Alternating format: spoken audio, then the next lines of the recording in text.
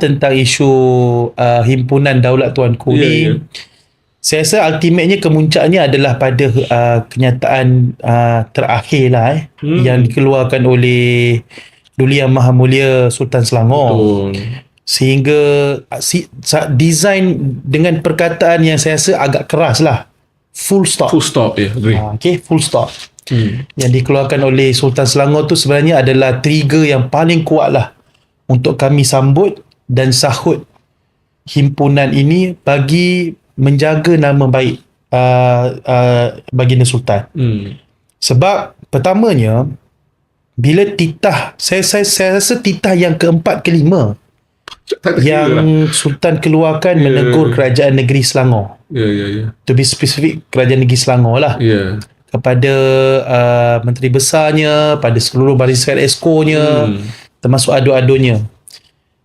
Tentang isu sampah, isu banjir dan isu yang kerap kali diulang, iaitu isu pembinaan ataupun pelaksanaan kandang babi. Sebab saya pun turun ke tempat-tempat yang tercemar ni bersama dengan Ketua Penerangan Pusat, dengan beberapa adun lah. Lepas tu Sultan titah lagi sekali. Kan? Okey. Saya ingat beda. Beda. Okay, faham lah. Keluar kenyataan yang dikeluarkan oleh Adun Seri Kembangan. Okey. Mungkinlah saya cuba untuk tidak bias lah kepada kita sahaja. Mungkin dia bawa suara rakyat dan kawasan dia. Seri Kembangan ni kawasan padat tau. Tak ada pula nampak cadangan nak buka kandang tu dekat Seri Kembangan. Betul. Nampak Ya. Okey. Tugas Adun ialah bawa suara lah. Okey. Kalau nak bawa suara Seri Kembangan, please make suggestion supaya buka kandang babi tu kat tengah-tengah Seri Kembangan. Kita tengoklah pergi dia macam mana. Okey, itu pertama. Kedua, bila kita jadi pemimpin ni, serba-serbi orang perhati. Orang perhati especially memek muka. Saya tengok memek muka Adun Seri Kembangan ni macam dia nak dilihat di bawah isu ni dan dia tak nak rasa bersalah. Senyumnya, sinisnya, dan saya dengar kabar juga beberapa siri-siri ceramah yang melibatkan dia. Setuju. Bukan main proud. Setuju. Yang dia berjaya membawa satu naratif yang dilihat menyanggah titah.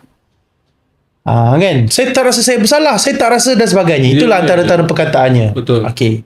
Lebih memilukan apabila dua adun yang membawa kepada statement Adun Seri Kembangan ni dalam sidang Dun untuk dibawa ke jatuhan kuasa tata tertib. Tata tertib betul lah? Betul. Letakkan sahat dan kebebasan. Ya.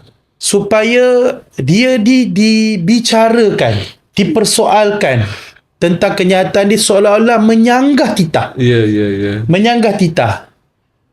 Tak, yang bawa isu tu kena keluar daripada Dewan. Betul, kena kantong. So, dia bukan cerita tentang satu kenyataan berat yang dikeluarkan oleh seorang sultan, tapi respon yang keluar berturut-turut. Setuju.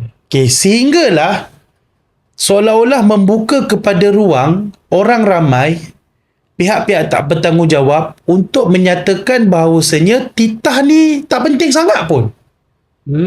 So nampak tak kronologi tu? Menarik. Akhirnya ada satu golongan yang rasa macam it's just a matter of titah, tak dengar tak apa, macam tu. Dibuka ruang perbincangan tu sangat luas kat luar, sehingga keluar pula kenyataan daripada ahli Dewan Diraja supaya don't ever do that. Tak boleh.